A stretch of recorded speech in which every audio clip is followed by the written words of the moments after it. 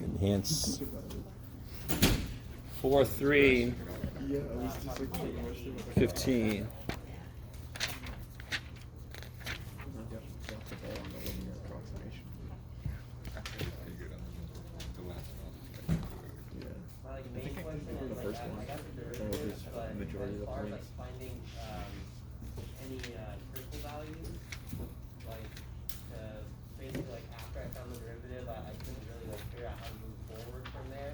Oh, okay. How would I set that equal to 0 and then find it? Gotcha. So let's see.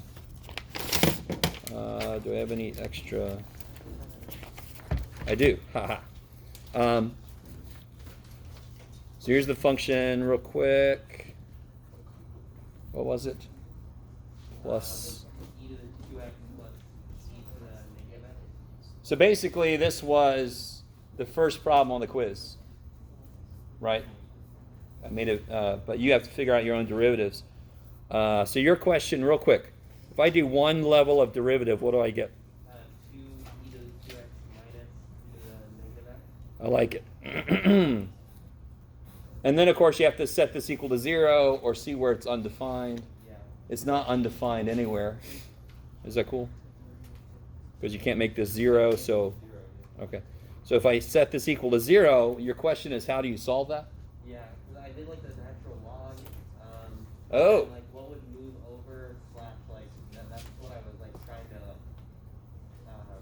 like figure out whether like I individually do the natural log or just do it on the whole thing. Well, you can't individually. Natural log does not distribute. Right. So this. Multiply e to the x. Say again. Multiply by e to the x. All right. One thing you could do is multiply both sides by e to the x. That would give you 2e to the 3x. What happens here? And then that you can directly solve. Okay. Yeah. I like it. You could also factor it, but that's a little bit freakier. You'd have to take an e to the negative x out, which accomplishes the same thing that Colton just did. Okay, is that all right? All right. Okay, guys, let's get back into... last time we did...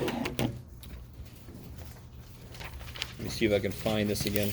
We did that handout about optimization problems. Here it is. I called it function writing practice just because that's what it really was.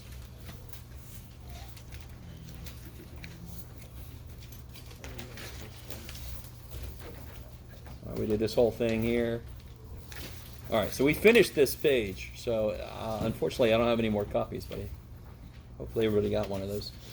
Okay, so what I want to do right now is, let me see. Oh yeah, that's what we did yesterday. Okay. I want to do a couple of examples right out of the book. So for example, so 4.7 is in pre-calculus, you did optimization problems. And we talked about this a little bit, where in pre-calculus, the function I end up with basically had to be a parabola, because that was the only thing we knew how to find the max and the min. Because that's just finding the vertex. There's a shortcut. We went over the shortcut. What was the shortcut to find the vertex? X piece? Negative 2b over 2a. And we saw from calculus, we saw where that comes from, right? We did a lot. Now that we're in calculus, I don't need parabola. I need whatever the shit. Where is this weird ass things, maximums? Well, critical points. I got to find all the critical points, right? And I know how to do that using derivatives. So let's do one. Let's start off nice. Well, all right. There's a few problems like this. See number 4. That one's kind of stupid. Oh well, too bad for us. The sum of two positive numbers is 16. What's the smallest possible value of the sum of their squares? Okay.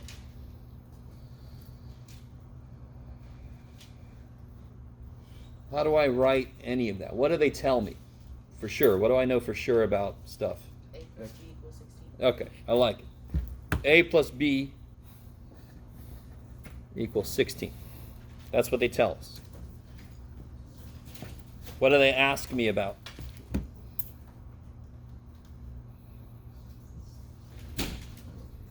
Number 4, what do they ask me about? What's the smallest possible value of the sum of their squares? That's the function I want to analyze, right? You with me? Maybe? Well, my brain just goes forward. I don't blame you. Okay. Yeah. 128. All right. Hold on. So ask me. This step is going to be a little strange. If I asked you, if I said, here's a rectangle and the perimeter is this, what's the largest possible area? All right, you know that would be A equals X times Y and 2X. Why do we call it A? Because it's the area function, right? Did the problem tell us to call it A? No, but we would just do it because it's the area function, right? What function am I analyzing here? Sum of the squares function. You can call it whatever the shit you want to. I'm going to call it F because my S's look like 5s. So I want to analyze, let's just call this sum of their, just call it S, Jeff. God damn. All right, sorry. Sum of their squares, and what's the sum of their squares? What's that function look like? What's the sum of their squares? A squared plus B squared. Okay. I like it. I want to, what was it? I want to minimize. I want to minimize this. So what do I do? A squared plus B squared equals 256 minus 2AB. Hold on. All right, you are. I love you so much. Let's take a step back. To be honest, you don't actually always have to do what I'm about to do, but it either is impossible otherwise or it makes it a lot easier. I use what they tell me in what they ask me. How do I accomplish that? And again, what's the problem again? What's wrong with this? You square everything. Too many freaking variables. But I know how A and B are related. So on one level, I don't need 2 letters because they're related. Whatever A is, right? Whatever A is, what's B? It's got to be 16 minus A. They can't both be whatever they want to be. All right, let me stop for a minute. So they give me a relationship between variables. They ask me to figure out some overriding function, min or max. So I can use what they tell me to simplify what they ask me. So now I can replace this. And could I have solved for A instead? Of course I could. Right? You guys can figure out which one you want to solve for. All right, let me stop for a minute.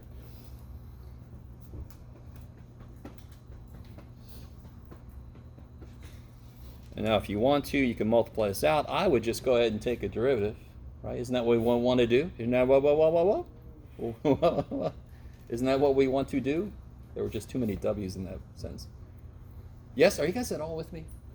I want to minimize the S function. What the hell is the S function? The sum of the squares. Just like A is the area function. Is that something that aliens came and said, you must use A for the area function or we will destroy you? No, we just said, let's use A for the area function. So let's use frickin' S for the sum of the squares function. Why the shit not? That's what I'm trying to minimize.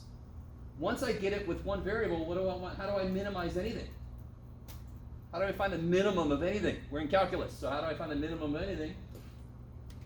Take the derivative, see where it's 0 or undefined, right? So I'm going to go ahead and take this guy's derivative. With respect to what? A. I don't have any x's anywhere, right? As A changes, doesn't B change? As A changes, doesn't S change? So what I'm trying to figure out is what A makes the change 0, because that would be the maximum possible, or the minimum in this case. So let's see, what do I get when I take this guy's derivative? 2A You don't even have to do that if you want to. There's S prime, right? Yeah, 2A. minus Okay, you're a little ahead of me. I'm with you. 2 16 times the derivative of the inside. I like it. Yes, yes. That's a really easy thing to forget. The inside's not just A, it's negative A. Oh, shit. So what do I want to do with this derivative?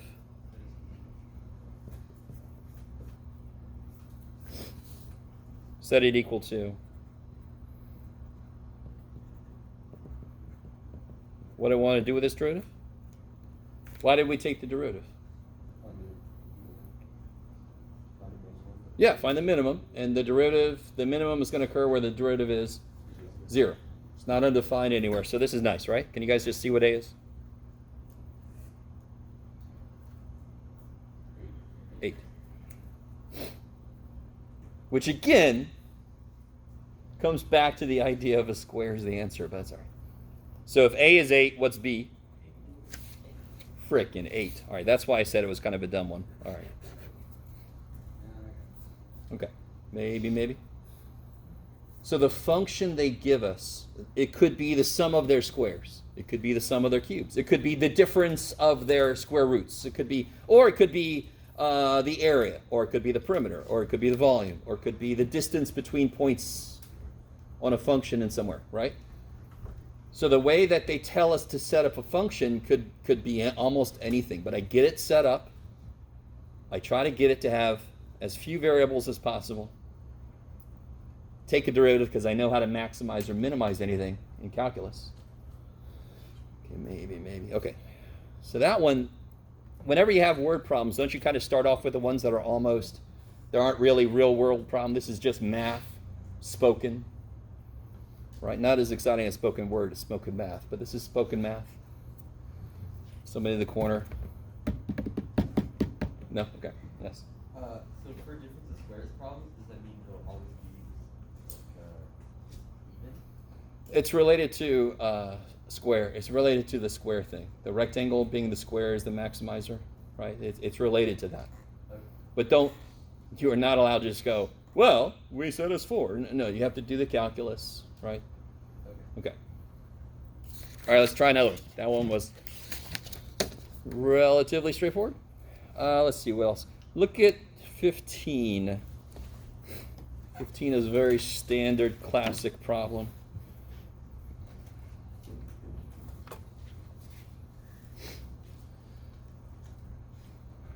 What time we got? Okay. 1,200 square centimeters of material is available to make a box with a square base and an open top. Find the largest possible volume. Does this sound at all familiar to anybody? We've done one sort of like this before. It just wasn't an optimization problem, but what is it that they just tell us? There's a few things. Go. Five-sided cube. All right, so they tell us what it looks like, but what do they tell us? What do we know for sure about it? Surface area's got to be 1,200 square centimeters. All right. So that's going to be the tell me equation.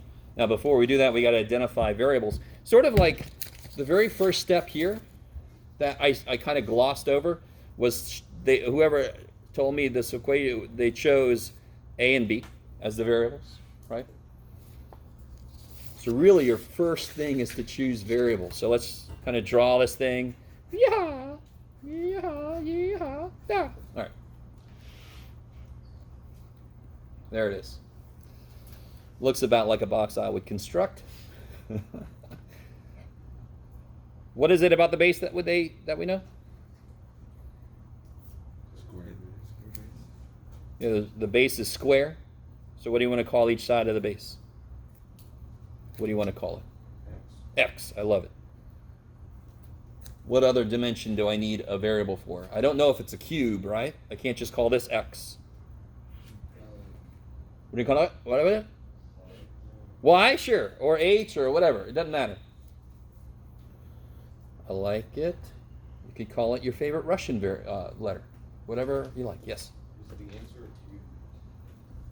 answer a cube? Maybe. I love you so much. We'll find out. We'll find out. It's an open top, though. Oh, it is. Yes, it's an open top. So it's sort of like that one we did with when you put it up against the house. It's no longer a square answer. So let's find out. So what is it they tell us? Surface area.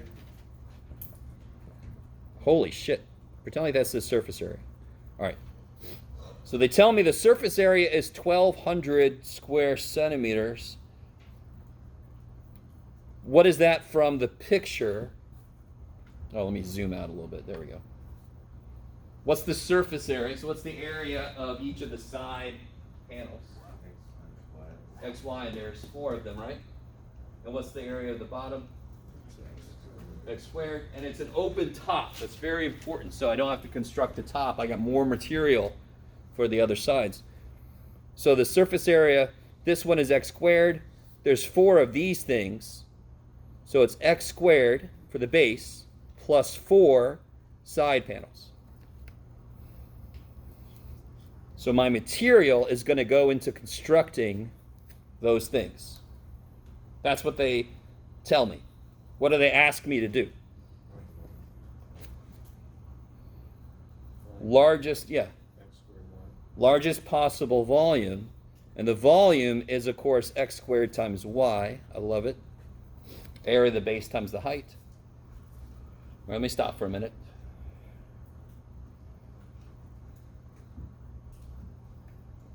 What do you think I'm going to do now?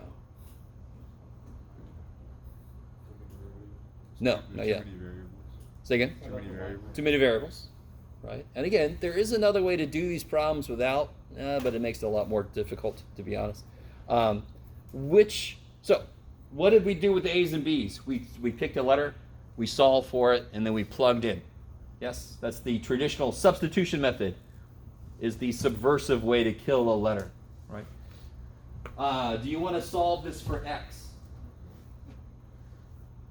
Do you see how that would be? Could you do it? Yeah, we could do it. We could. We totally could. Oh, God, I don't want to. What's a much easier variable to solve for? Y. You guys see that? So if I take what they tell me, how do I solve this for Y?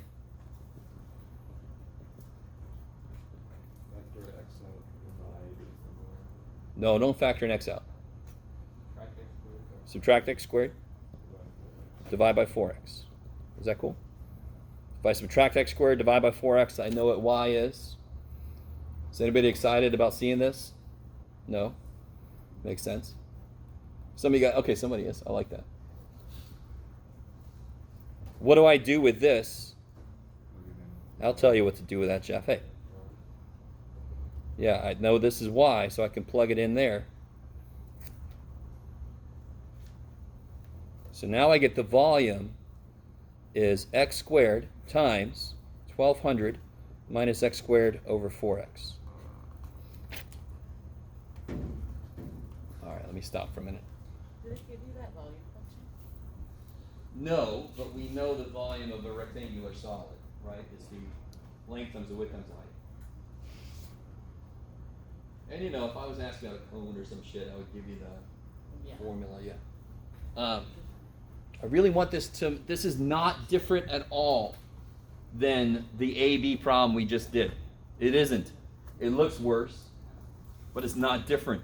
I took what they told me, I solved for one of the letters, and I plugged that into what they asked me for. Now I've got volume as a function of only X. That kicks ass. Does this make sense? If I make my base wider, right? Isn't that making X bigger?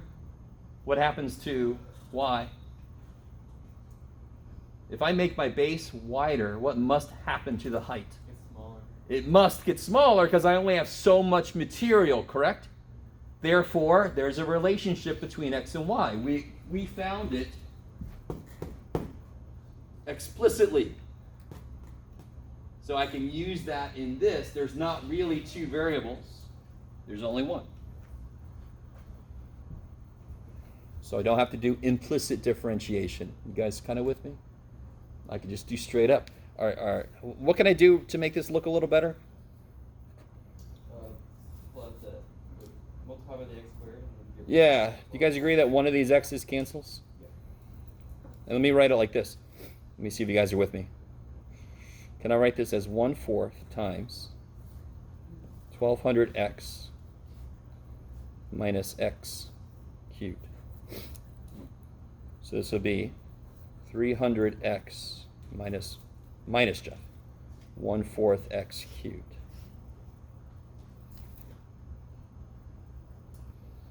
So there's a lot in this problem that are basic mistakes people make. Simplify as much as you can before you start attacking it with derivatives.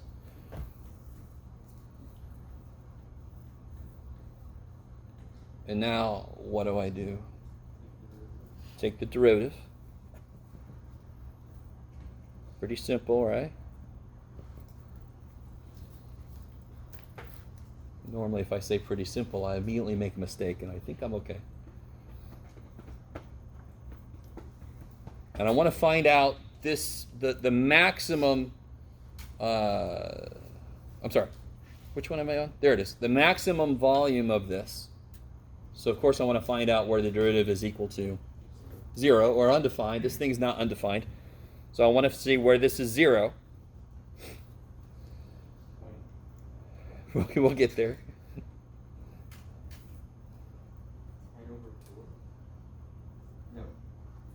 I love you guys. So what do? I could add this over. I could multiply by 4, divide by 3. Right? So you eventually get here.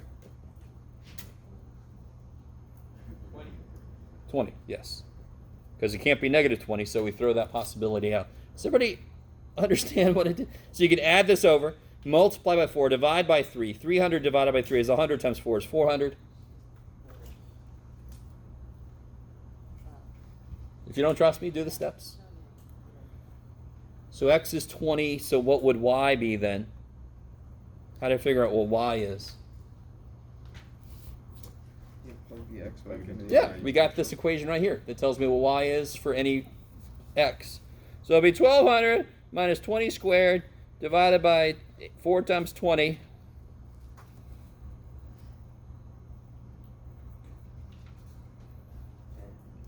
You can get 10.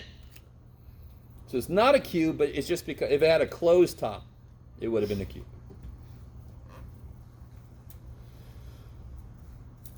10, do they give me any units? Yes, 10 what?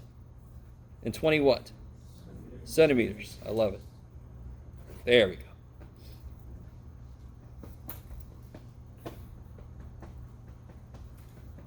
Okay, maybe. Oh. Dadgummit. That's all right, Jeff. Do I want to do one more? All right, Yeah, all right. Sorry. I just have a meeting that, anyway, it's all right. Let me try to do one more. All right, let's try. All right. 25. Okay. I think it's 25? No, it's 27. I think 25 is your homework. All right, look at 27. Just look upon problem 27. It sounds freakadelic.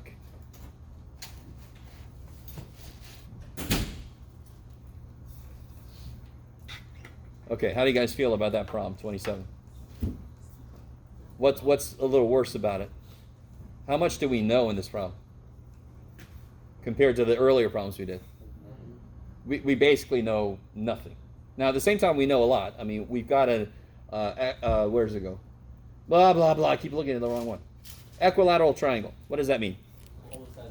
All the sides are the same. So, if it's got one side that's L, all the sides are L.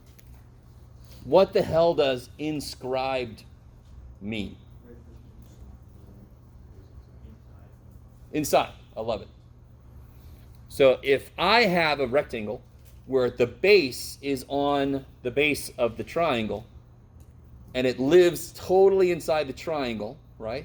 It's got to touch all the sides. That's what inscribed means. So if I inscribe a circle inside of a square, it would have to touch every, oh, geez, you get my, okay. Let me label this circle. This is a circle as reflected in a puddle. So shut up. Okay. So over here, my teacher told me to shut up. How do I draw that rectangle then? Can you imagine, isn't there a few ways I could draw this? I mean, if I If one side was tiny, wouldn't that be, couldn't I do like this? It'd be really tall. Because it has to touch the sides, right? So the standard way I would draw it is kind of wider. I would just draw it like this. The math is going to tell me how skinny or wide it is, right? That's the math is. This is just a general shape it could take. Okay, so that's inscribed. I knew this was going to be too much to try to do. Where the hell? Okay. This is what they tell me, correct? This is what they tell me. Feels very wanting. They didn't give us any numbers. It's too bad. No numbers in this problem. What do they ask me to do?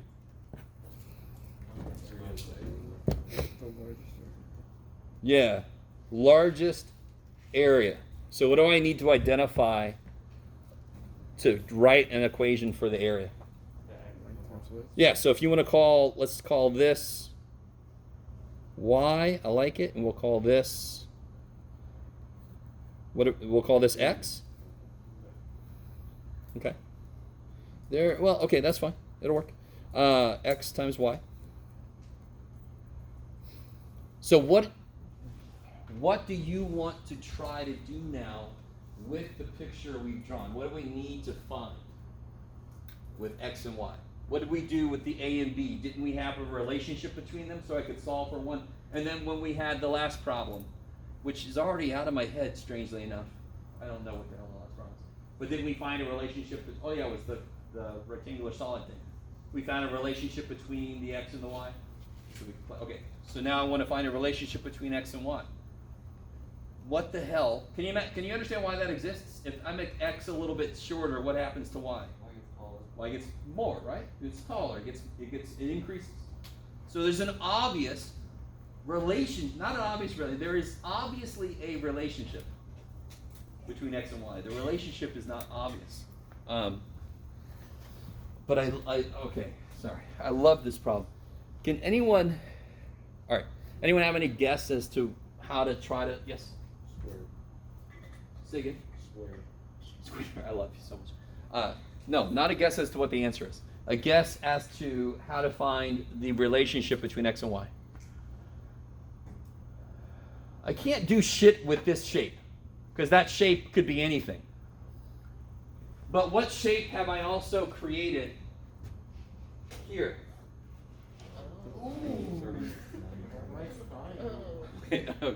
Okay. That was a completely unexpected reaction. I love that. Okay, I gotta stop for a minute. All right, that was awesome. That'll keep me going for like a month, that reaction. Because normally I say something and they're like, All right. What is that triangle's, what's this? If I blow this triangle up, what's this? Y. Okay, I won't do the dad joke and say because I want to know. What's this?